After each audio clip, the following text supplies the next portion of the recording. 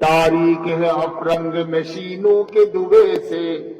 কবি বলতেছেন ফরাসি বিপ্লব এবং তেমনি ভাবে শিল্প বিপ্লব যখন হয়েছে তো পশ্চিমাদের দেশ তো বিভিন্ন কলকারখানার ধোঁয়া যেন অন্ধকার হয়ে যাচ্ছে, এত মেশিন কারখানা কত কিছু আবিষ্কার, কিন্তু দিলের মধ্যে শান্তি নেই, মাহরুমে তাসাল্লি, দিলের মধ্যে শান্তি নেই, दिले शांति बिगड़। जिस कदर तस्खीर खुर्शीदो कमर होती रही, जिंदगी तारीख से तारीख तर होती गई। कायनाते माहू अंजुम देखने के शौक में अपनी दुनिया से दुनिया बेखबर होती गई। कवि बोलें যতই তুমি সূর্য চন্দ্র এগুলোর কক্ষপথ নিয়ন্ত্রণের পিছনে খুব পড়ে আছো, जिस कदर तस्कीर खुर्शीद कमर होती गई, जिंदगी तारीख से तारीख तर होती गई। কিন্তু জিন্দেগি খালি অন্ধকারই হচ্ছে, অন্ধকার হচ্ছে, টাকা পয়সার অভাব নাই, জনসম্পদের অভাব নাই। আমাদের সাথে এমন ঘটনা ঘটে, বড় বড় রহমতুল্লাহ জীবিত ছিলেন, এক ঘটনা শোনায়। একদিন এক লোক গেছে তার বাচ্চা নিয়ে, অনেক টাকা পয়সার মালিক, হুজুর লেখাপড়া লাগবে না।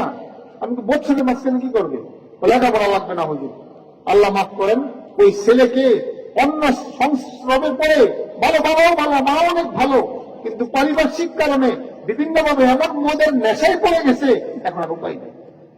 ওই মা বাবাকে জিজ্ঞাসা করুন, তার ছেলে যখন মাদকাসক্ত হয় তখন তার কেমন লাগে, কিন্তু এই কথাগুলো যখন আমরা আগে বলি তখন মানুষের গুরুত্ব থাকে না। এসএসসির পরে যখন চিল্লার কথা বলা হয়, না চিল্লা দিবে না, কিন্তু চরিত্র যখন নষ্ট হয়, নেশায় যখন পড়ে যায়, আমল আখলাক যখন সব নষ্ট হয়ে যায়, তখন ঠিক ওই টেনশন করতে থাকে।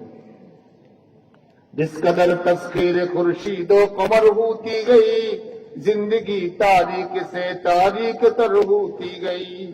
कायनाते माहू अंजुम देखने के शौक में अपनी दुनिया से ये दुनिया बेखबर होती गई। চন্দ্র এবং সূর্য এইগুলোর জগৎ দেখার পিছনে পিছনে যারা ইমান আমল ছাড়াই এগুলোর পিছনে দৌড়াতে থাকে, চন্দ্র আর সূর্যের জগৎ নিয়ে তো খুব ব্যস্ত, অথচ নিজের জগৎ যে অন্ধকার হয়ে যাচ্ছে, দুনিয়ার জিন্দগি অন্ধকার হচ্ছে, ভবিষ্যতের জিন্দগি অন্ধকার হচ্ছে, খোঁজ খবর নেই। খালি স্বাধীনতা স্বাধীনতা মনে করতেছে না, আমি যা মনে হচ্ছে তা করি। আরে ভাই, প্রকৃত স্বাধীনতা তো মিলবে মরার পরে, এমন স্বাধীনতা ওয়ালাকুম ফিহা মা তাশতাহি আনফুসুকুম ওয়ালাকুম ফিহা মা তাদউন, ওটা স্বাধীনতা। যা চাইবে তাই পাবে। দুনিয়াতে কোনো মানুষ যা চায় তা কখনো পায় না। পৃথিবীতে এমন কোন মানুষ নেই তার সব চাহিদা পূরণ করে।